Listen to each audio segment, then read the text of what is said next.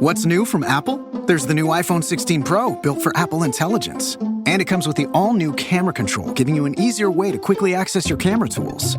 The new Apple Watch Series 10 has our biggest display and our thinnest design ever. And this? It's the sound of active noise cancellation, now available on one of 2 new AirPods 4 models. So quiet. Check out all of the new products and new features at apple.com. You can even buy yourself something new. See apple.com for product availability updates. Apple Intelligence coming this fall. Earning your degree online doesn't mean you have to go about it alone.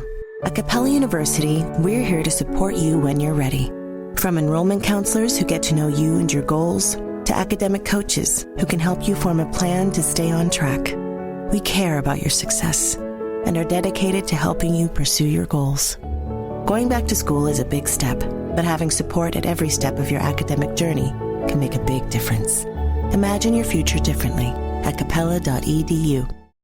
This is what you do when you've just found that statement handbag on eBay and you want to build an entire wardrobe around it. You start selling to keep buying. Yep, on eBay. Over that all-black everything phase? List it and buy all the color. Feeling more vintage than ever? It's out with the new and in with the pre-loved. Next thing you know, you've refreshed your wardrobe basically without spending a dime. Yeah, eBay, the place to buy and sell new, pre-loved, vintage, and rare fashion. And though you will try to always get it right, the beauty of life lives inside of you. And I hope someday you find it too. You've heard all the ads and seen the shops for CBD, and maybe you've wondered, what's the hype? Cannabidiol is known for its ability to provide non-habit-forming relaxation, and now you can have it in a convenient nasal spray. You can take it anywhere. Just go to simplyherbals.net. That's simplyherbals.net. And check out Dr. Scott's Buffered Saline CBD nasal spray. Just a couple of toots. You'll see why he's America's top CBD nasal spray. While you're there, check out his line of supplements from fatigue reprieve to stress less. Dr. Scott has it all. That's simplyherbals.net. simplyherbals.net. Give thyself a bell. Can you please stop bullshitting and get to the question? You see? Your stupid minds. Stupid!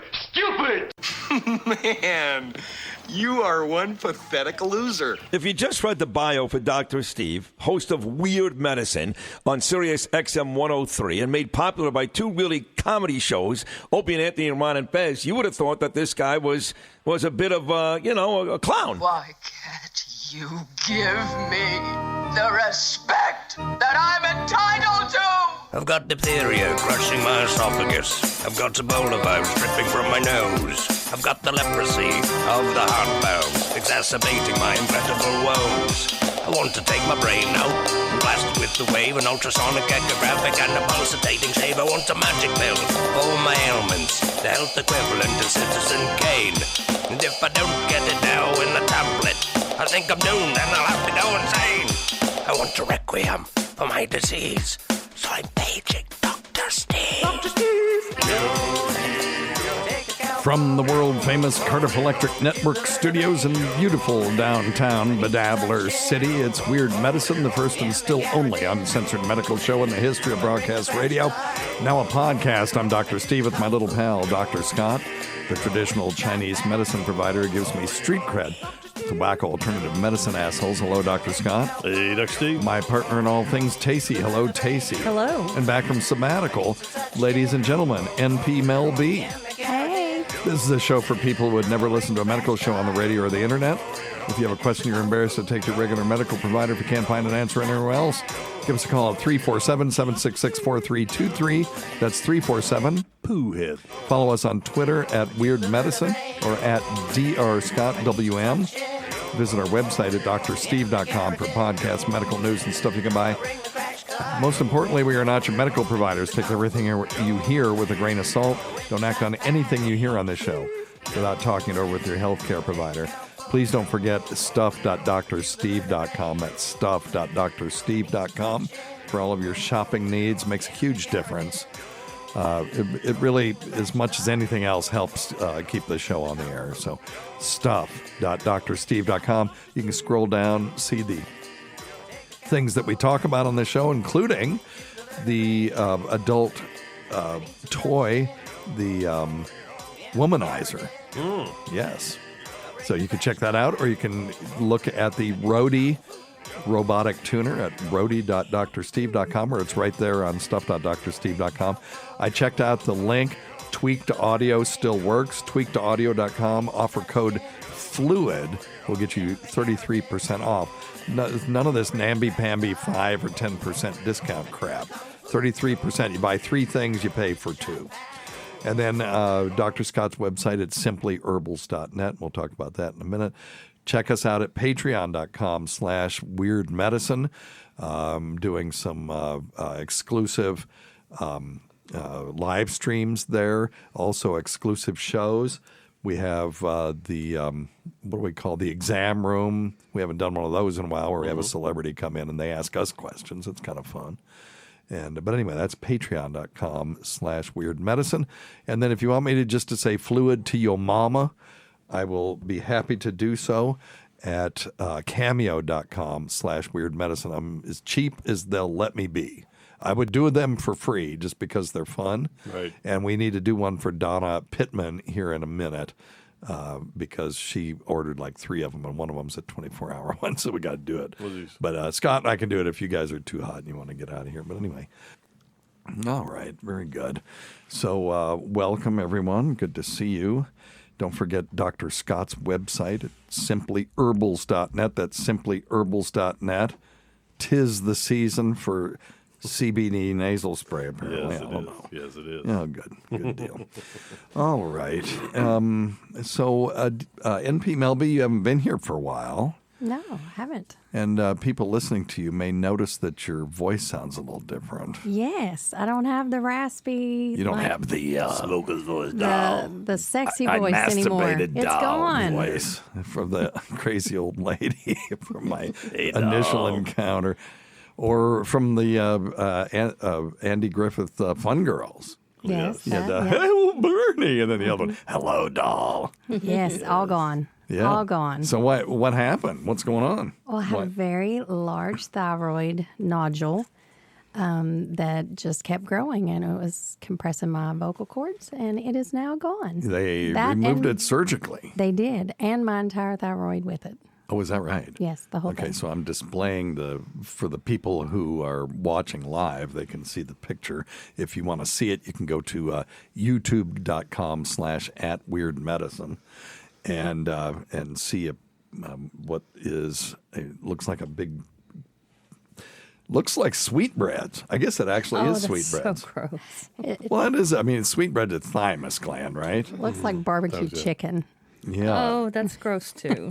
So the 2 lobes in this thing is the thyroid, I'm assuming, and then the big thing in the lower right-hand corner is the nodule itself. That is the very large mass. So what was the pathology of the mass? Not cancer, so that's great. Okay, excellent. It was some type of cyst that just kept getting bigger. Really? Yes, and kept growing for whatever reason. So you had it removed, and tell us about that procedure. Just surgical procedure. They cut across my neck, right where my collarbone is. Yeah. Right there in that notch. Okay. Got a scar, a couple inches across there, and they just cut into it. They removed both lobes of my thyroid and that tumor. And that mass that was there was about almost 8 centimeters. Wow. So it's pretty big. It looks huge. Yeah, about the size of a baseball. Is it the North American record, I wonder? Not quite. So now you have to be on medication the rest of your life? With my thyroid gone, I have to have thyroid replacement. Really? So we're still working on getting that adjusted. Yeah, talk to Tacie about that. It is a nightmare. It is an ongoing thing. It's like you feel good, and then they take blood, and they make an adjustment, and then you don't feel so good. Mm-hmm. Yeah, and what Tacie's run into is that they tend to treat you based numbers on a piece of paper. They do. They treat based on your TSH level, and that's not always right reflective of how you feel. Correct. And we've learned that treating just based on numbers is fraught with all kinds of problems because the numbers themselves are suspect. If you take a sample of 1,000 people, and I just wonder how many people are undiagnosed with thyroid disease in this country. A bunch, I would think. Yeah, so you're including them in the normal. Just walking around feeling like shit. Yeah, feeling like shit. And Nobody can figure out why. So you take 1,000 people, you get the mean, and then you go 2 standard deviations from the mean, and you call that normal.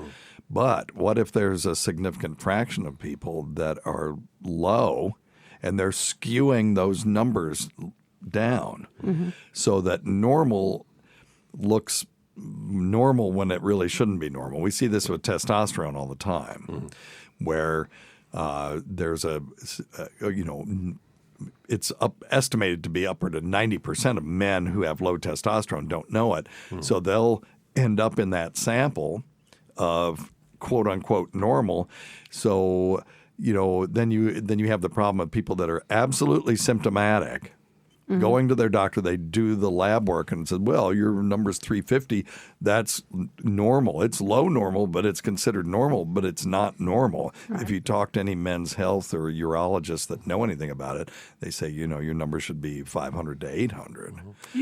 Well, and I've got a question to be about not symptomatic, and it's the same thing with thyroid. Yeah, and I've got a question about because we see that so much with testosterone and certainly thyroids, but are there tests run in adolescence, let's say, or even young adulthood, just to get baselines? As a general rule, there are not. Are they typically like if you went in for just a normal physical as a 21-year-old, they're not necessarily going to check your thyroid or your testosterone if you're feeling normal. And I think not usually. You know what I mean. But I just wonder if you should.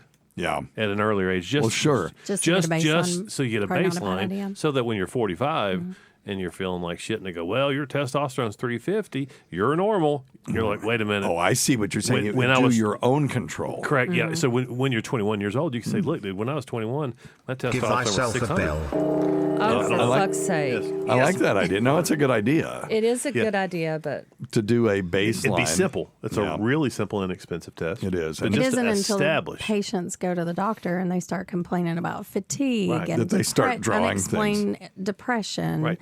And then they say, weight gain and hair loss and things like that. It's normal. We can't treat it. We're not going to treat it. It's got to be something else. How many people, men, do we have that tell us that they have fatigue, physical weakness, muscle weakness, loss of libido, loss of libido. What did I say? Loss of libido.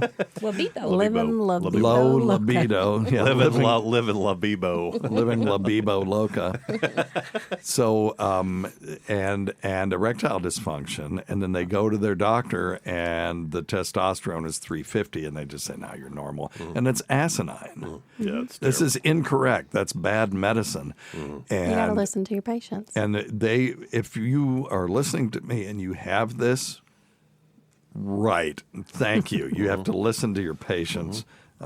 Give thyself for fuck's sake. My first meal. Tacie's she shut out so far. Oh. No. Well, you'll get yours when you do Tacie's Time of Topics. Oh, will I, though? Oh, that's interesting, since someone threw mine away. Since somebody threw yours away from 2 weeks ago? Yes. When they cleaned the studio? Yes, they were laying right here where I sit. I do not trash your stuff. That'd be terrible. That'd be a terrible idea.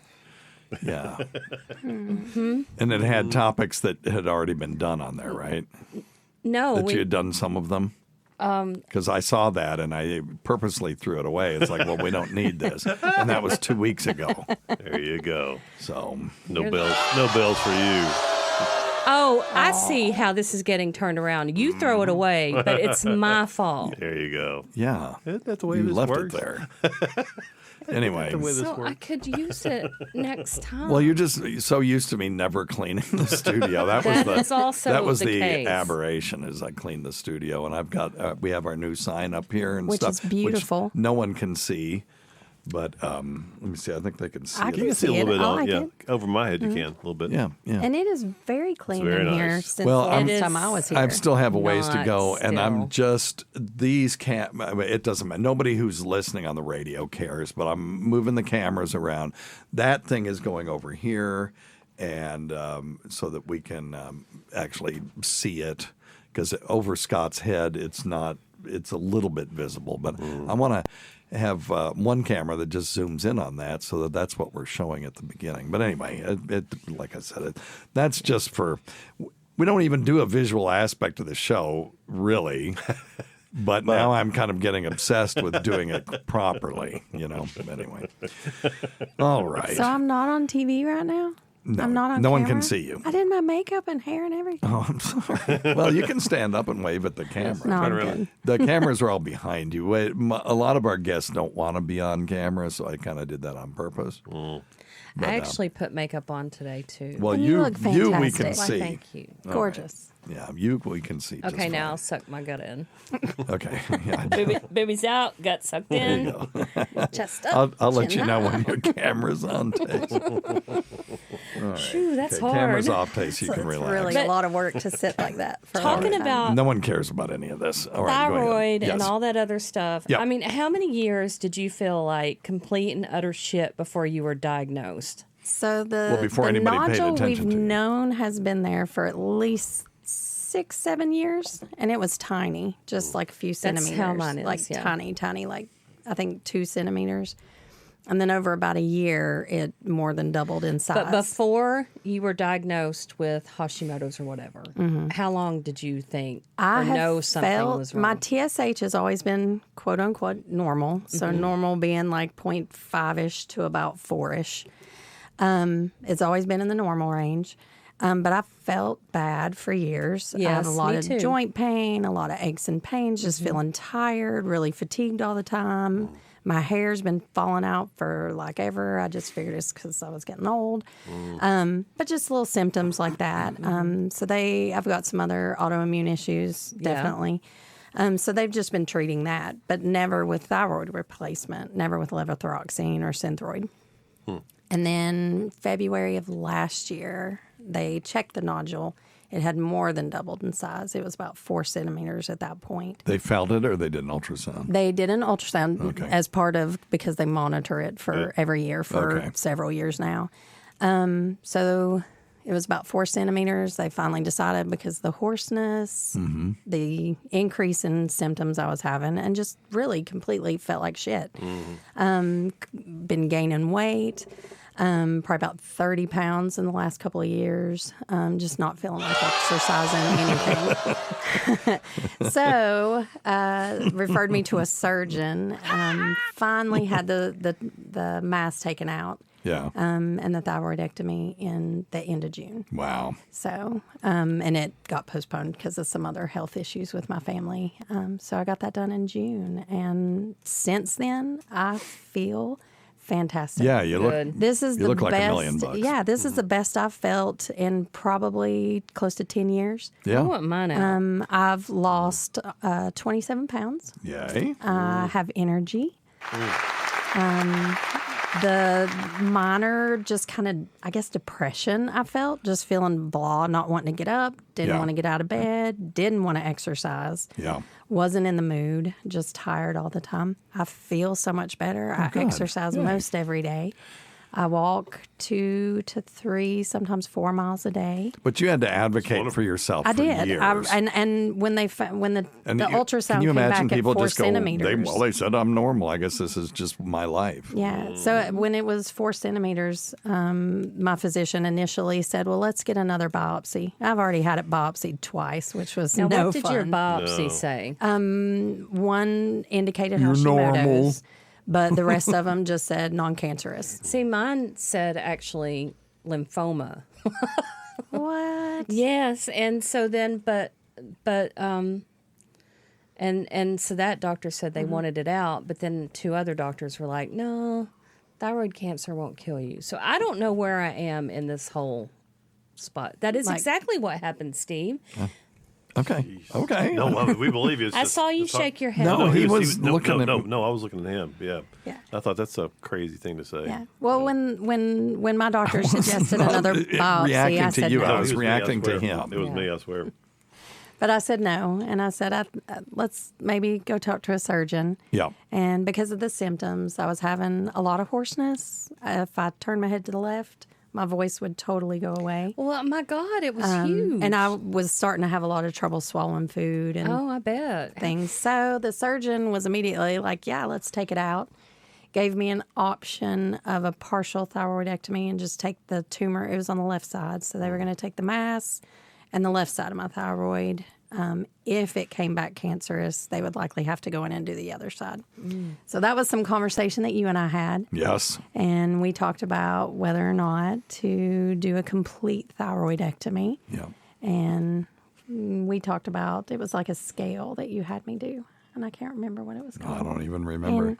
But we talked about the pros and cons of both. Yeah. And I decided the deciding factor for me is I did not want to have this surgery done more than once in Right. a lab because it is not 'Cause you pleasant. know it was gonna happen not again. pleasant. Yeah. And just with family history and things, I decided to go ahead and have the whole thing done. I'm glad I did Yeah. because I Yay. feel like $1 million. Yeah, Well, good. that's awesome. So still don't exactly have my levels where it needs to be. So most women usually feel better when their thyroid is somewhere between about 0.2 to 0.4 and less than about 2.5. And so that's my goal, is to get my thyroid levels When you say your down thyroid, there. you mean the TSH? The or TSH levels, okay, yes. The thyroid stimulating hormone. So that'll be high when your thyroid is low and low when your thyroid it's is high. And backwards, then, yes. yeah. So when I first had the surgery, they put me on levothyroxine, which is the thyroid replacement. And about 6 weeks later, they checked my blood work, and my TSH was extremely low. It was like 0.2. And the doctor said, no, that's too much medicine, and they lowered my medication. Well, at the time, I felt great. Right. And wonderful. I had energy. The one time it you was like felt the good, they're Energizer like, Bunny. Now we got to change everything. Yes. So they lowered my medication, and I went back down and into a little bit of a slump. Still feeling better than I did before the surgery, than I did this time last year. Yeah. After another 6 weeks, my TSH levels went up to 8 point something. Okay. So it was like the other extreme, and they put me back on the previous dose. So just had my thyroid checked last week. My TSH is down to 3.8, I believe, which is not where I want it. I do feel better. If you were feeling good, for the medical students and people out there, and the reason we're going on and on and on about this is because there are a lot of people out there that have this same sort of thing. It's important. And you need to advocate for yourself. But what they should have done when you get an abnormal lab test is you repeat the fucking thing. You don't just react to it. So when you had a low TSH, because you've already seen, they went down and then they overshot, and now they went back to the dose they were at, and it's 3. It's not 0.2 now. Right. So what's different? The difference is all they needed to do was give you 2 weeks and just recheck it. So always, if you get an unexpected abnormal result, just recheck it before you just go knee-jerking and doing things. Because really, what they did was they allowed you to be miserable again for a little while. Right. So we're researching as to whether or not, because levothyroxine, is a T4 replacement, Correct. which is long acting. And then there's liothyronine, which is the which T3. is the T3. So there's lots of studies that say there's no benefit to doing Correct. T3 replacement. But what the hell? Yeah. You're so on we're- liothyronine, aren't you, Tacie? And Yes. Synthroid, yes. So we are looking. I talked with my doctor about the adjusting my dose a little bit to increase my levothyroxine just a little bit by about 100 micrograms a week divided into small doses. See, now you have the knowledge add to do this. Can you- what I've got, and then versus trying what's the medicine? The liothyronine. The T3 replacement, and starting with just a low dose of that to see if it makes me feel any better. So you can go in there and negotiate this. Can you imagine if you're like a musician or an artist or just somebody that has no medical knowledge? Right. What are they supposed to do? I told my doctor when I saw him this week, I said, I'm not leaving here unless we are doing something. I know the blood work says I'm good where I'm at, but I don't feel as good as I could. Shenanigans. Tacie, tell them about your experience. You left endocrinologist and never went back. In the middle of the consult, I got up and just walked out. Oh, wow. Because he said, don't let the depression get you down. And I knew it was my thyroid. I just knew it. Man, I just felt, and I just got up when he said that and got my bag and just walked out. Yeah. Well, depression is a thing. It can be situational. Mm-hmm. Things can happen in our life that'll make us feel depressed.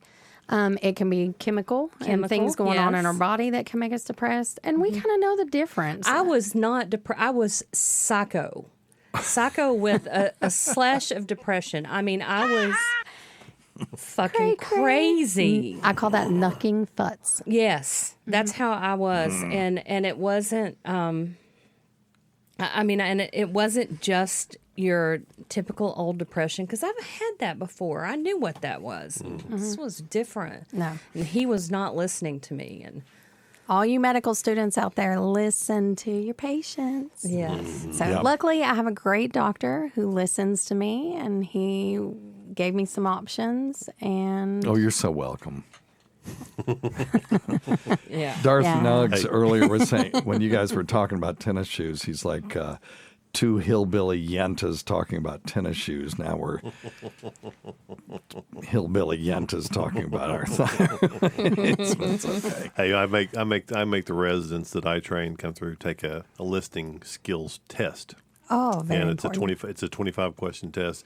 I got it from a book. Really? Yeah. How do you test listening skills? I found I was accused by my special lady friend of not being a good listener. Okay, so let's hear it. And I said that's categorically I false. want this. That's Send this to categorically me. false. I want to share it with my students. And I said, and I'm going to prove it, because if I'm a bad listener, I want to know why. You want to be better. Right. I want to be better, because I'm all about, if I'm bad at something, I want to be better. I said, I'm going to find me a book. So I found this book called The Zen of Listening, and it's a psychologist in California, and she does research on listening skills. So I'm reading the first half of this book, and in the middle of the book is a quiz, and it says, take this quiz honestly, and I did. And the whole time I'm taking it, I'm like, oh my God, she's right. I'm the worst listener ever. And max score's 25, and I had 21. And to this day, meaning higher. Wait, 25 is bad? No. 25 is perfect. Perfect. Yeah, 21. And you were only a 21? Right. As a man, that's impressive. It's insane. And I've not had a single resident even over 15. And I made everybody my staff. I made all my staff take it. Mm-hmm. One of them made it to double digits. Yeah. And I said, that's why And not your girlfriend. not my special lady friend. she I think she pulled in a solid 9.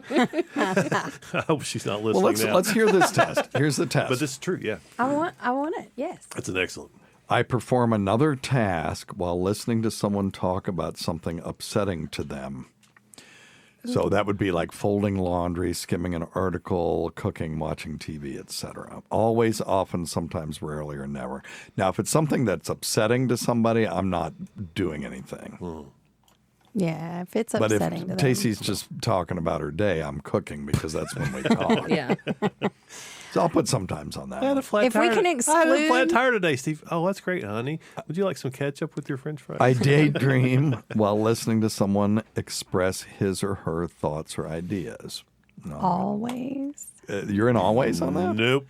My mind never stops. Yeah, I'm always thinking about something. Become more zen. This is I will stop a speaker in Mindfulness, mid-sentence to interject my opinion. If I disagree with a statement he has made, I'll say yes on that one. Yeah, Well, I just don't have time. I don't have Sometimes. time to listen to bullshit. So then I need to work on that. Well, there's a difference between bullshit and somebody that you just disagree with. Well, and it's and to them it's not bullshit though. That's the thing. When I listen to a speaker, I make eye contact, yes. I nod my head in agreement with the speaker is saying, yes. I'm not sure whether I've grasped a speaker's point correctly.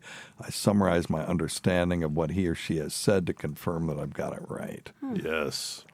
Well, somebody. What do you think about that one, Tace? Do I do that? I wasn't listening. Yeah, okay. She's a zero. If the can you speaker doesn't email that to engage me? my interest, my mind wanders. I will. I'll text to you. Thank you. What's that? Yeah, I got it. I'll send it to you. Yeah. I shift in my chair or tap my feet when I listen to other people speaking. I do that all the time. I do you? that. Okay. I'm bad about that. Well, that's just my body wants to do it. Yeah, I think it's anxiety though. Yeah. I can't sit still. I make disapproving faces when I don't approve of what others are telling me. Yes. Well, that's a sign of good listening. Only when Robin's talking to me do it. Aw.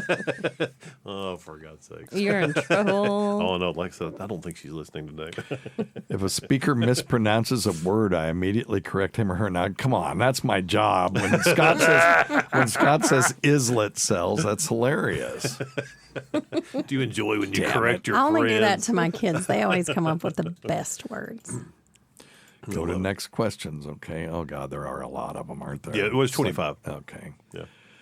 Okay, I wait for a speaker to finish his or her point before I make a mental judgment call on what was said. I'm going to say sometimes on that one. If a person feels the need to vent his or her emotions to me, I wait till they let it all out before I comment. I audibly groan or make another kind of disapproving sound when someone states something I agree with. You better say always. Me? Yeah. I do? Yeah. Fuck Oh, off. God, he does. He's the worst. Fuck off. I hate all of You you. make all kinds of noise. Do I?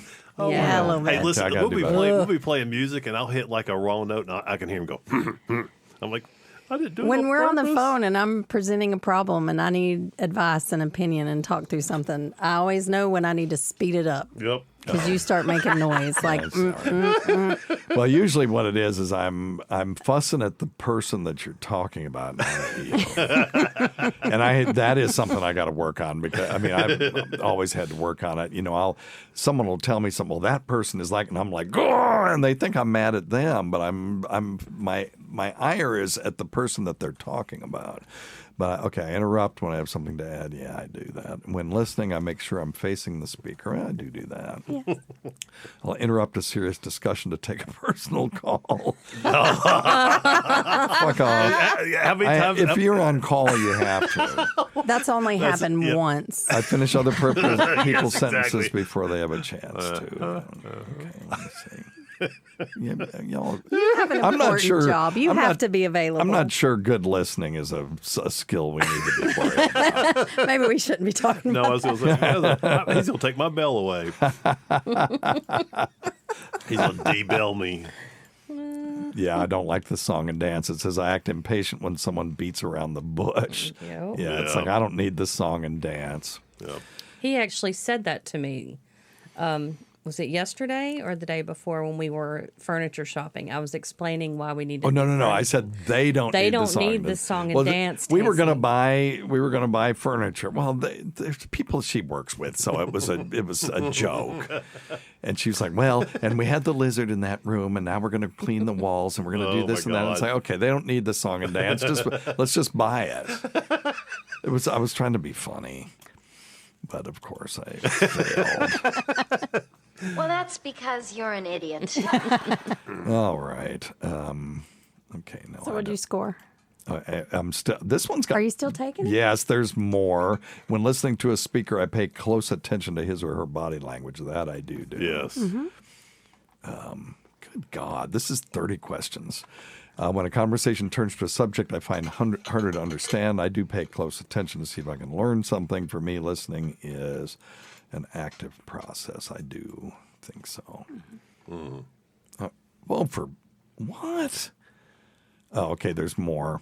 Let me see. Well, nobody else is listening. I know. Okay. Everyone else has quit They're listening tapping to their feet and Weird rolling their Medicine. eyes and grunting. Okay, I'm just going to do the next ones. Okay.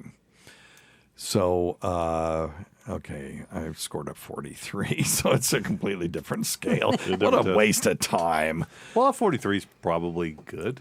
You're a good listener. It says when you're interacting with others, want to add a word in edgeways or simply want to move the conversation along, it can be a challenge for you to sit quietly and wait. You have some degree of patience, but it's limited. I'd say this is probably true.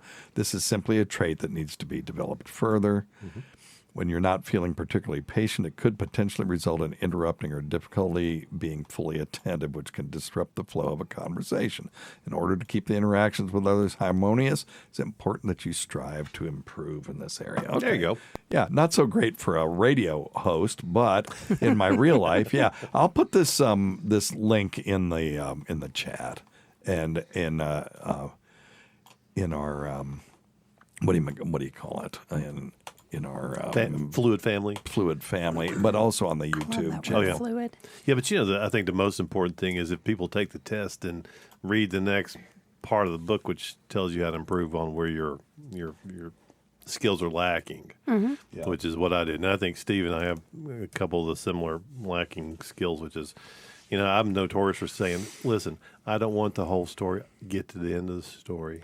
Yeah, I don't need the highlights. Yeah, I don't need. Well, and if you're on call and you have somebody calling you and saying, "Well, they have the nicest little dog and he's always licking my hand," and all this, it's like, okay, it's 2 a.m.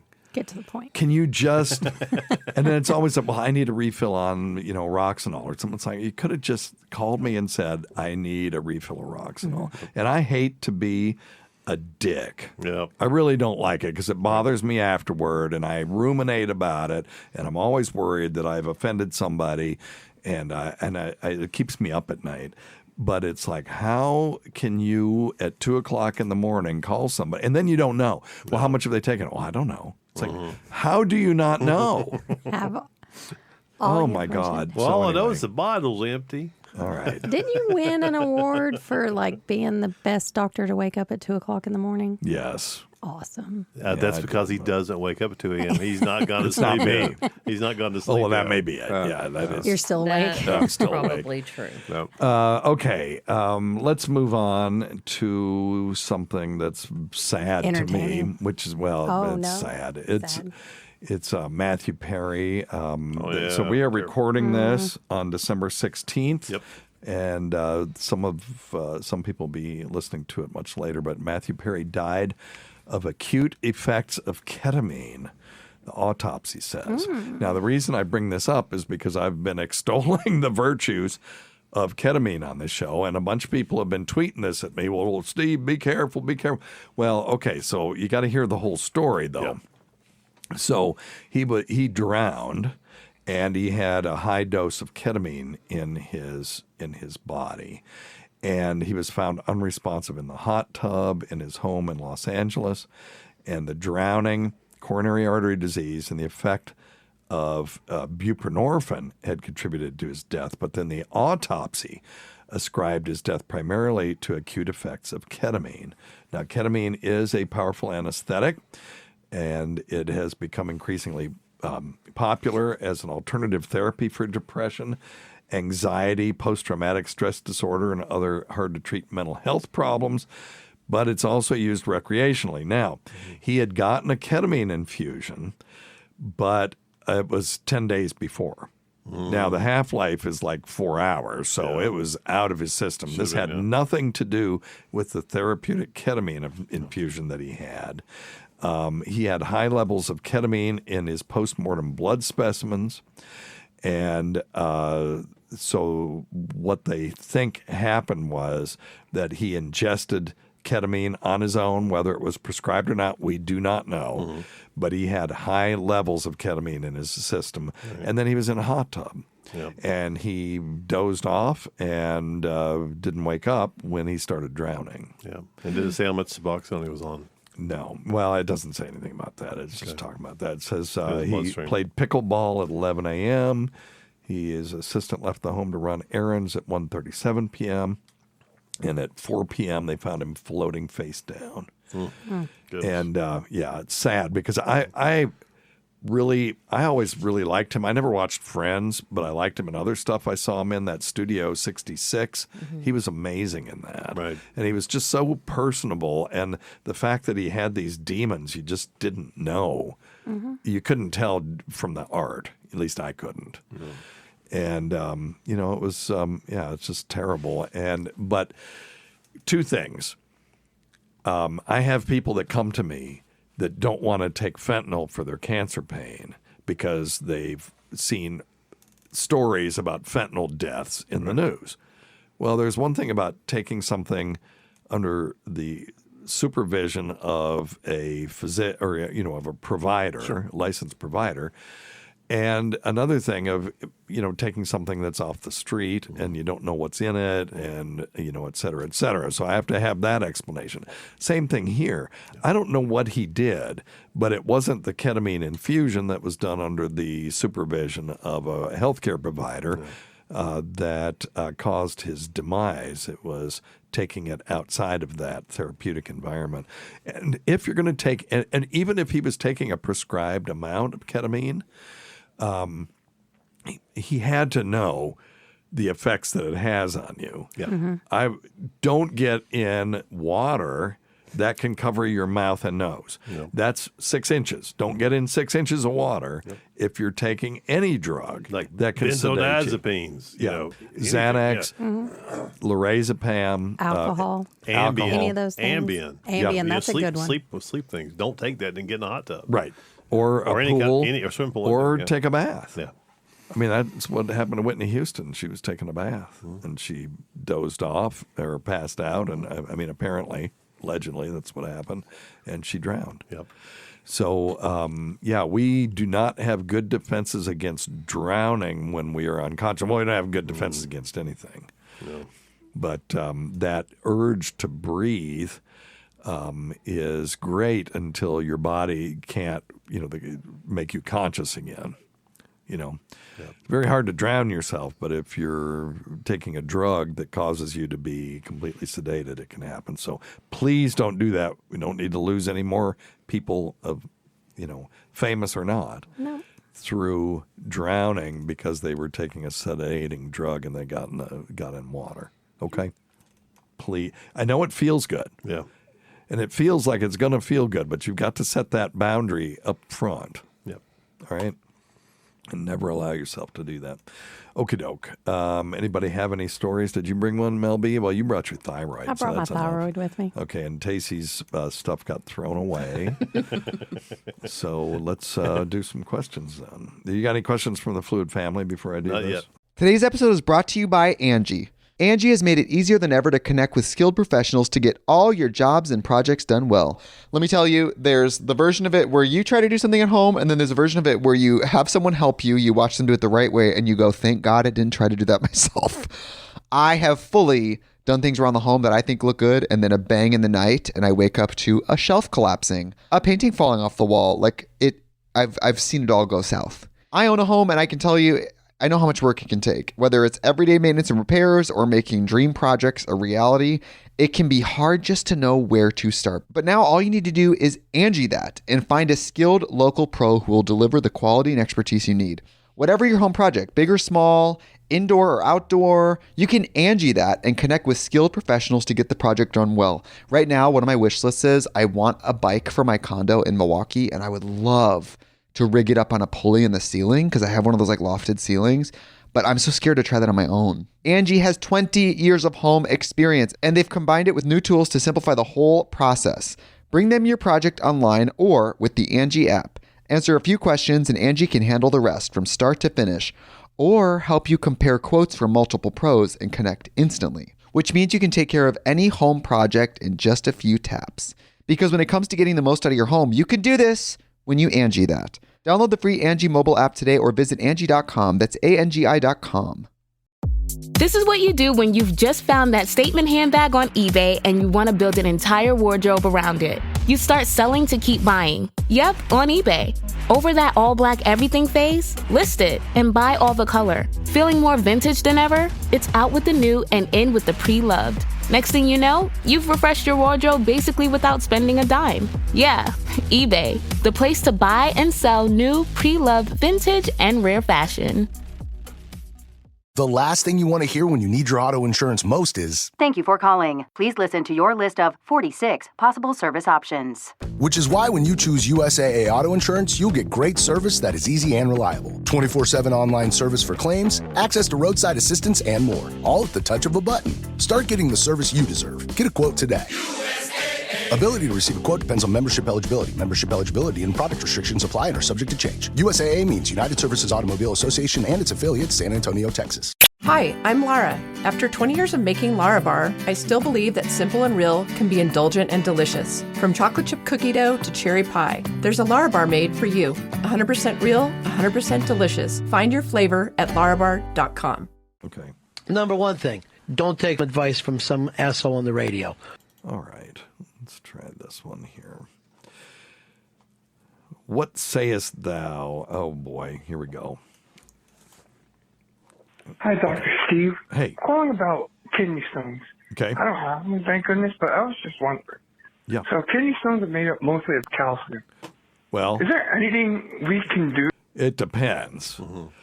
You know, kidney stones can be calcium stones. They can be uric acid stones. They can be oxalate stones. There's all kinds of things that can be, in a kidney stone. So Due to just the thought of it makes me hurt and cross my legs.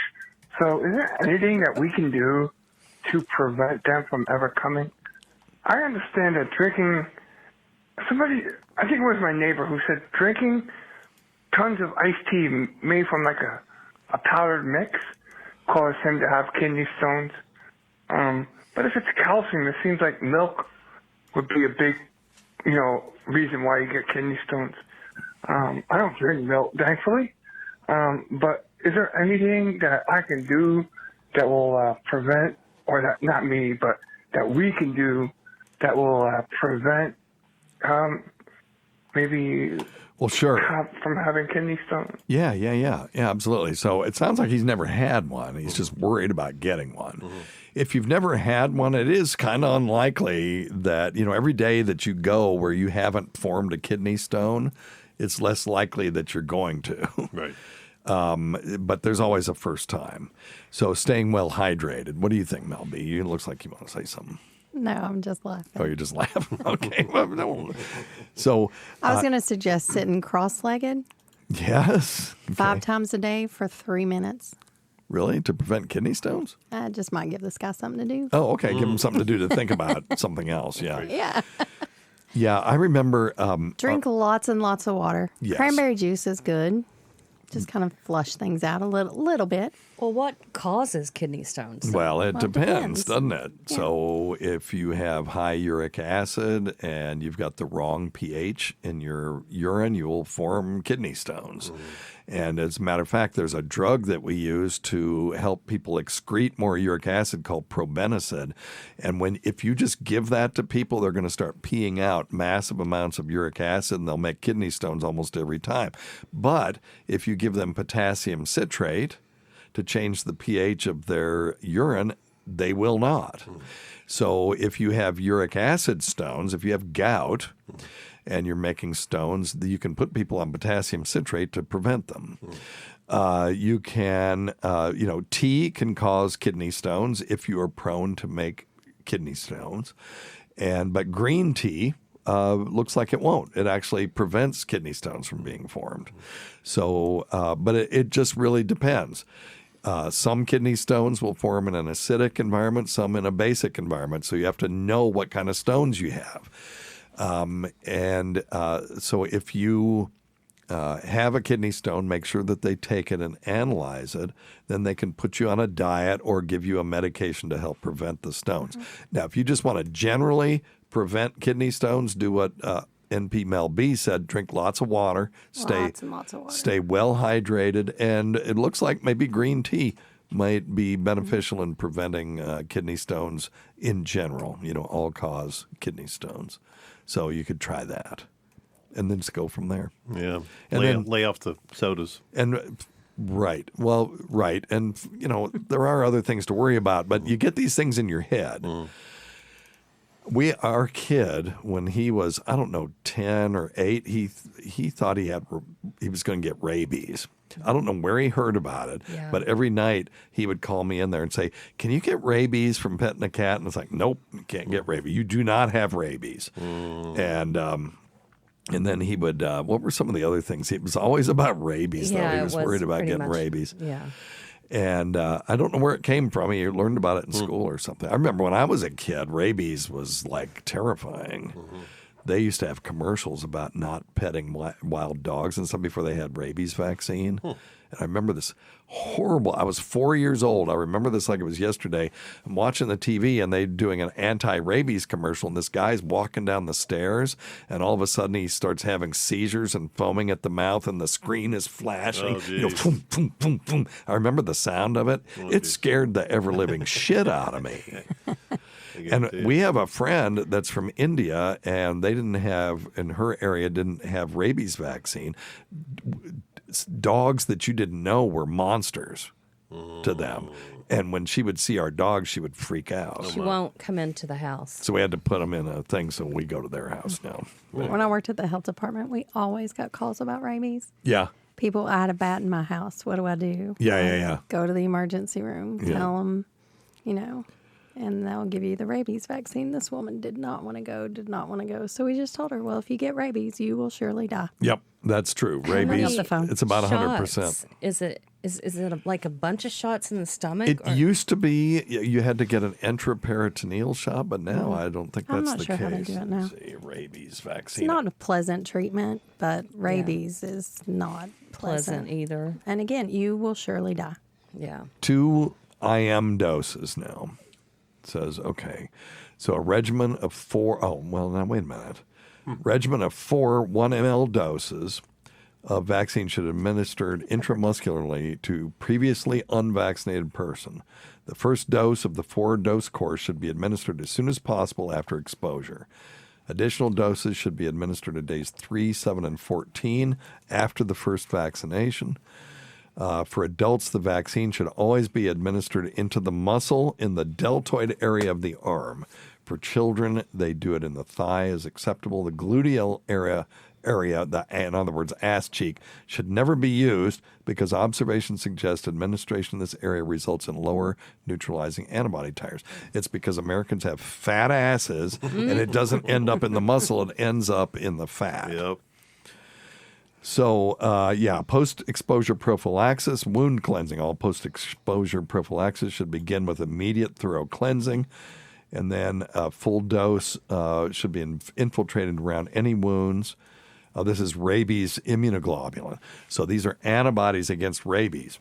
Okay. And they're saying you give a full dose around any wounds, and any remaining volume should be administered IM at the anatomic site distant from the vaccine administration.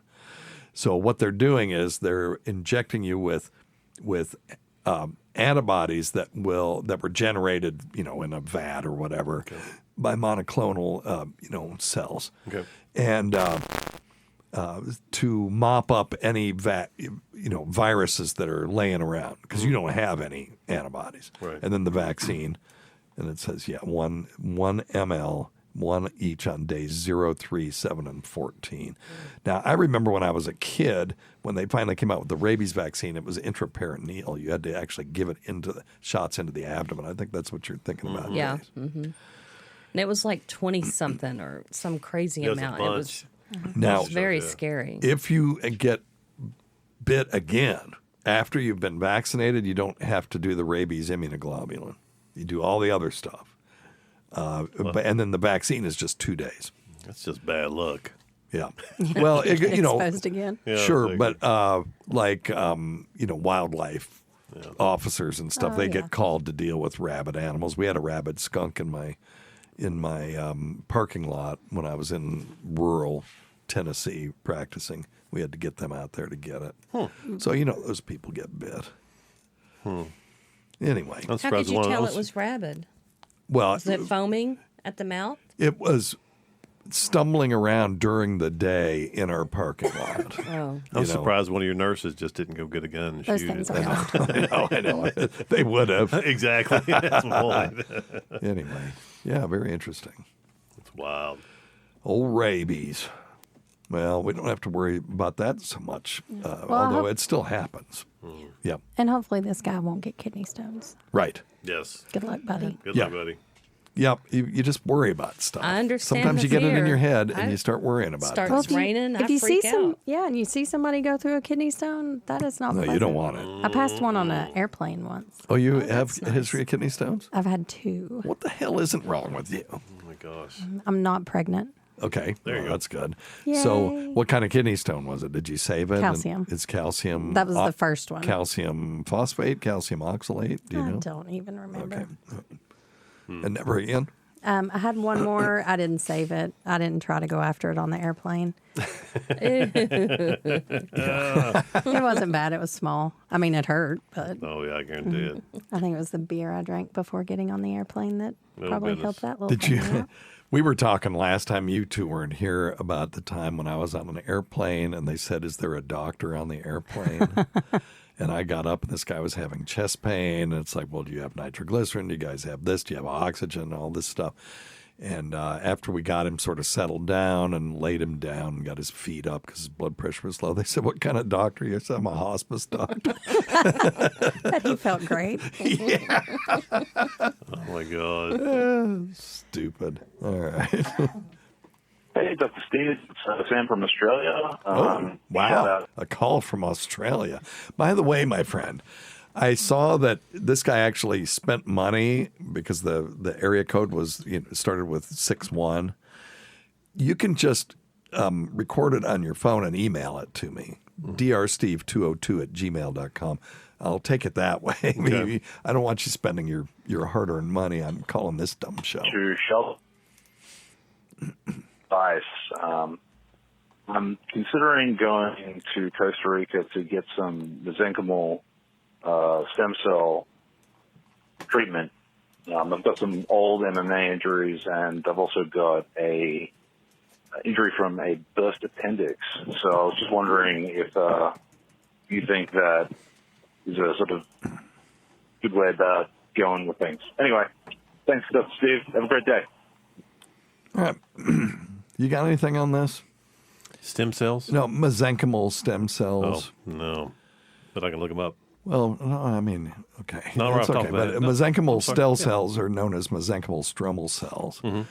And they are multipotent cells that they differentiate into a bunch of different cell types.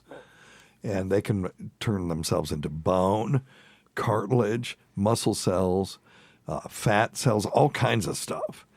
So the question is, do they seriously not have this anywhere closer to you than Costa Rica? That's a long way to go. One, and what's he trying to fix with them? He said something about, what did he say, a ruptured appendix injury? Mm-hmm. And some MMA injuries or something like that, maybe. Yeah. There is some research that's being done on these for making, repairing cell damage. Mm-hmm. And but I am not up to date on the research, but I'm looking at this, and the term has been debated for years. The use of them has been debated for years. Whose stem cells are they? Are they going to take your own and then treat them and inject them back in? Yeah. There's not good data on this. There's a lot of concern about marketing and application of this. Now, do I think that it's going to do him any harm if they use his own stem cells? I think that the amount of harm is minimized, but I just wonder how much good it's going to do. Well, the younger you are, the healthier your stem cells. Typically, the older, like some of the people that we have to get stem cells, the older you are, the less viable most of the stem cells are. And a lot of times that's when you get donor stem cells.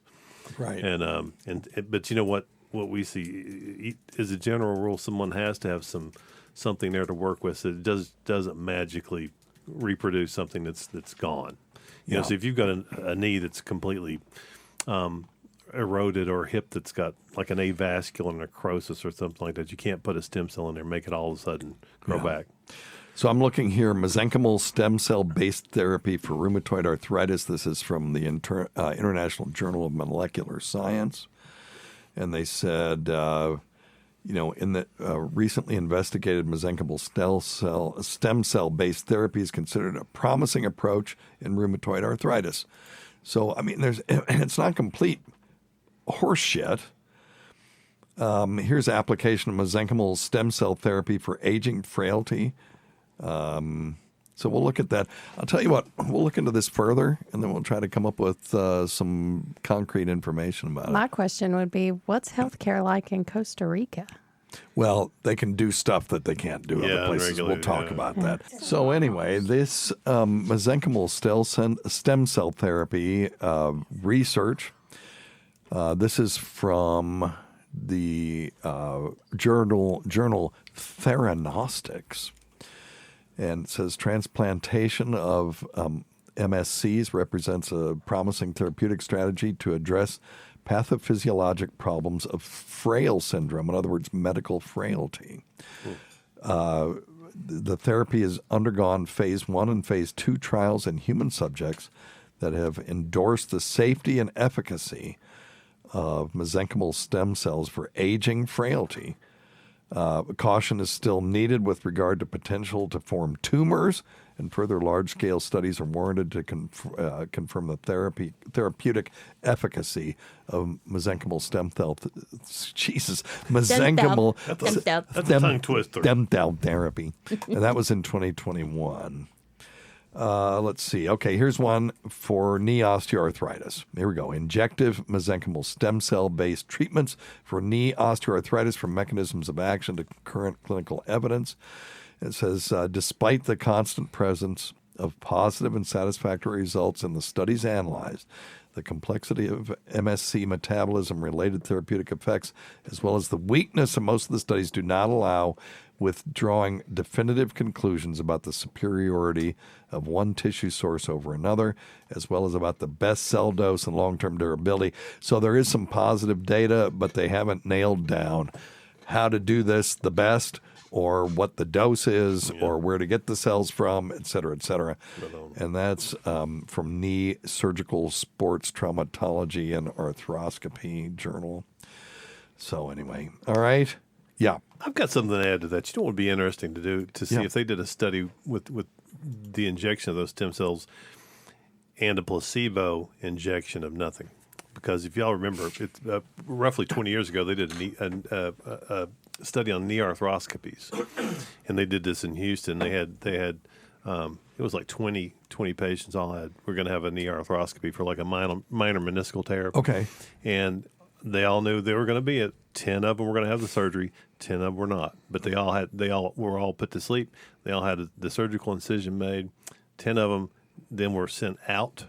The other 10 had the arthroscopy, and the 10 that did not have the arthroscopy went straight to PT, and they went better. They did better. Huh. And they hypothesized that it was because of the needle going in there and stimulating the healing, and they didn't even really need to do this, which is what we see a lot. Like dry needling. Which is what we see a lot with any kind of the stuff we do. Needling around joints. Yeah. I thought dry needling was bullshit till it got done to me, and it fixed me right up. Well, yeah, you don't have to. You don't always, and it's a lot of times they're doing that with trigger points now. They're not always having to use so much of the medicine. A lot of times it's just the needle going into the muscle. That's crazy. Or the needle, and it's because the body now it's a red flag. It's like, oh wait, we're supposed to go help here, and that's kind of what they think. Yeah, that'd be interesting about those mesenchymal cells. Yeah, well, I tore my calf muscle. Oh yeah, that's right. When you were in rehab. When I was in, I was at Skyterra, jackass. I was at least he was listening to me this time. Fuck off. I was at a wellness retreat, and I tore the first exercise. I tore my soleus muscle. Thank you.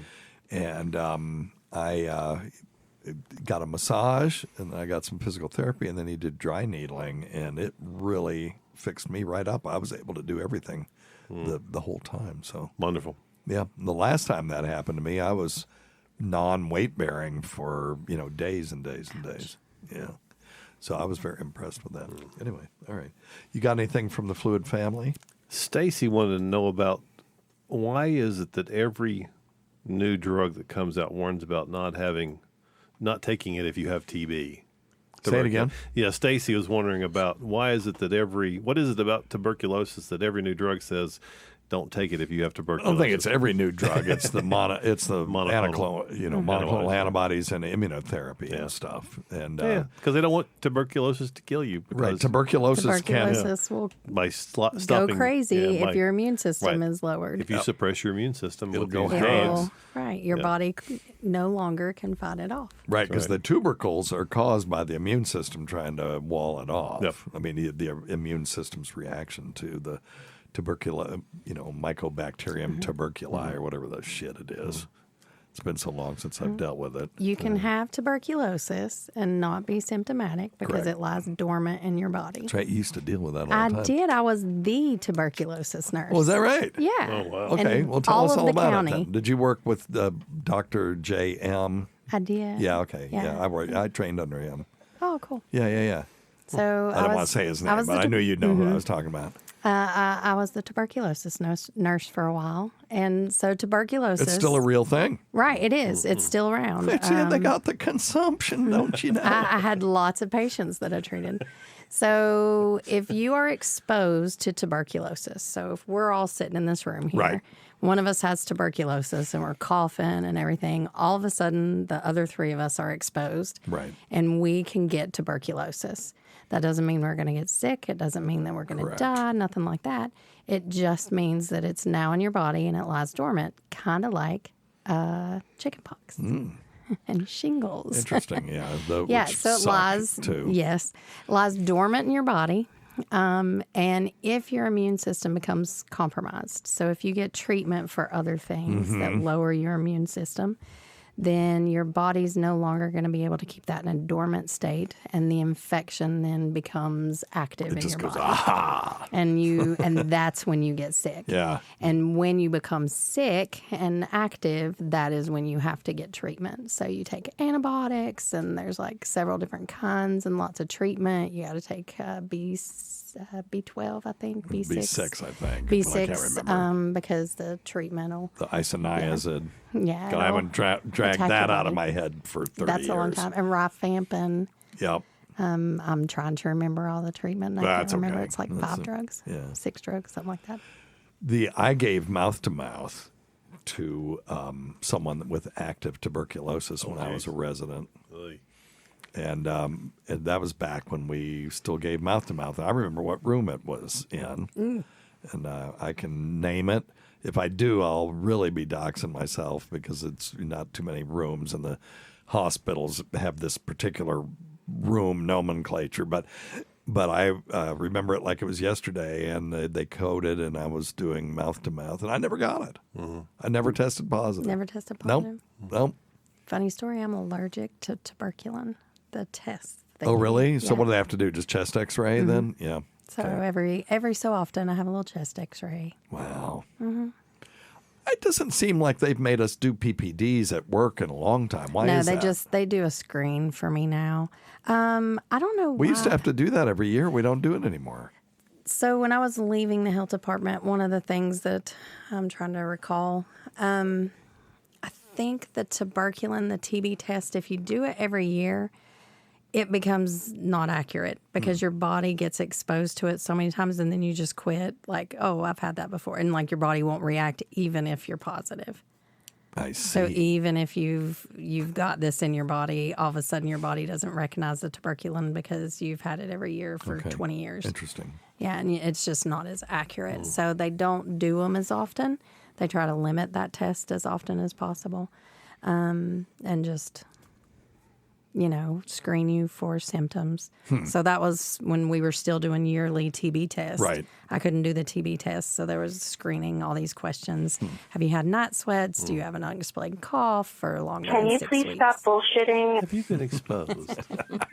Hey, wrap it up. We can turn on that air conditioner. Okay. All right. That's all he's saying. Please. See, I think it feels good here. I was actually listening, and Scott's just thinking, Scott's it's thinking hot it's hot in here. Yeah. Sorry, guys. I really did. Sorry, I have one other question that I wanted to do. Okay. If we can, and it's from a friend. It says, "Hey, Dr. Steve, it's Sensei AJ. Hello, AJ. What's up? I hope y'all are doing well. Miss everyone, and hope to be back in studio for an episode one day. Yeah, but dude, you're welcome anytime. A couple of questions I have. Just never seem to remember to call in when you're doing a live show. But it seems to me AJ's forgotten how we do the show. We haven't taken live questions in a long time. First is, what's the difference between a PICC line and an IV? NP, Mel B, you want to take that one? Because I know you've done both. A PICC line goes in peripherally into your body, and once it gets into your body, then it goes into a central line, into a central vein in your body. So what does PICC stand for? You had to ask me that. It's okay. Peripherally No, inserted central catheter. Yes. So, it's like having a central line, but they could do it in a peripheral vein. So they start it usually There's usually in the a arm, PICC team. and it usually goes in like the upper arm, and they go in that way, and then the catheter goes all the way through the veins into a central artery. Correct. So that's the Because difference. and those they do that because the veins are very fragile, and a lot of medications will just burn them up and blow them up. Yeah, if you got to do 6 weeks antibiotics, you don't want some little dinky butterfly needle in your hand. In your hand, no. You've got to have, but you don't want to always be putting a central line in people either, because there's So you can leave them in for a long time. First time I tried to put in a central line, I dropped the person's lung. Of course, I was an intern. Well, we're doing subclavian, which is under the collarbone, Easy to do. and you have to do it a certain way. And damned it, I got it in there, but I did an X-ray afterward, and there was air between the lung and the chest wall. So, all right, okay. What's the second question? I've always been curious if you can explain in detail what an aortic dissection is. Yeah, his dad had that. It was rushed to emergency surgery. So, and he lived. Yeah, I don't know. I don't know if he did or not, to be honest with you. I know his dad died a few years ago. It may have been from aortic dissection, but I thought I had an aortic dissection last night. Oh, goodness. Well, I get this esophageal. shit. That's terrible. And this is the first you're hearing of it. No, she heard about it. She's talk about not listening. But anyway, yeah, I'm having lancinating chest pain radiating to my back. Well, can you just be quiet? I'm trying to sleep. Well, if I'm asleep, then there's Right, that's right. I have esophageal spasm, and it causes a really sharp pain. The first time it happened, I'm like, okay, here I come, Martha. I'm having the big one. It's the big one. And but I drink cold water and it goes away. So that's not an MI. It's not a myocardial infarction. It's not an aortic dissection. But there are layers to the aorta, and the aorta those layers can split. And when they do, it's that's called an aortic dissection, and it can be chronic or it can be acute and kill you. They can get thrombus in there, and when the clot between the layers of the aorta can then occlude the vessel itself, which are a problem, because you can't pump blood. So all kinds of things. Mm-hmm. So did you have something else to say about that? You're looking like you didn't like that explanation. She's probably hot. Well, you're both hot. All right, very good. Well, listen, thank you, everyone. I guess we'll get out of here. Thanks to Dr. Scott. Thank you, Tacie. Thank you, NP Mel B. We hope to see you back more often now. Absolutely. Now I'm feeling better. Yeah. Feel like talking. Yeah. Yay. Well, I think the last time you were here, you did the navage for I the did. inventor of the navage. And we probably need to mark today's show as the first time I've been here sober. Hey, it's that's true. What the? I don't even need tequila today. You get nothing. You lose. Okay. Anyway. Okay. Well, that's good. So was there a reason for that? Or you just have to drive? I have a cat issue Okay. going on. I okay. got to deal with the dead Yeah, cat okay. in my car. Yeah, we'll take care of that. We'll talk about that after the show. All right. Thanks to everyone at SiriusXM whose steadfast support of the show has sustained us over the years. Thank you to the Fluid family, including, Stacy Deloach, Darth Nugs, Not Cupcakes, Amanda Davidson. Oh, hello, Amanda. And Mick Ribs and some others. I can't see on there. So Don't I know thanks for hanging Stacy Deloach? out. You do? Mm-hmm. Yeah. Just checking. He's been here when you were here. So, don't acknowledge him because then, Stacy's a good little feller. Many thanks to our listeners whose voicemail and topic ideas make this job very easy. Go to our website at drsteve.com for schedules, podcasts, and other crap. Listen to our podcast at wherever podcasts are found. This thing still says riotcast.com. We are now finally with Studio 71. So you'll hear Dr. Scott's ads and some other stuff. It's going to be, it should be better. We're back on a weekly schedule. It'll be, by God, every week or I'll eat a bug. So it's going to be a lot better. We're going to be doing video stuff. I did a whole live stream last night, and I tried a new configuration, and none of it went out. So I recorded it, and anyone that had the link could see it and interact with me, but nobody else could see it. And so I started editing it, and I was just going to upload it, and I said, screw it, I'll just do another one tonight and do it right. Anyway, it serves me right. Until next time, check your stupid nuts for lumps, quit smoking, get off your asses, get some exercise. We'll see you in 1 week for the next edition of Weird Medicine. Thanks, everybody. Goodbye, everyone. Bye.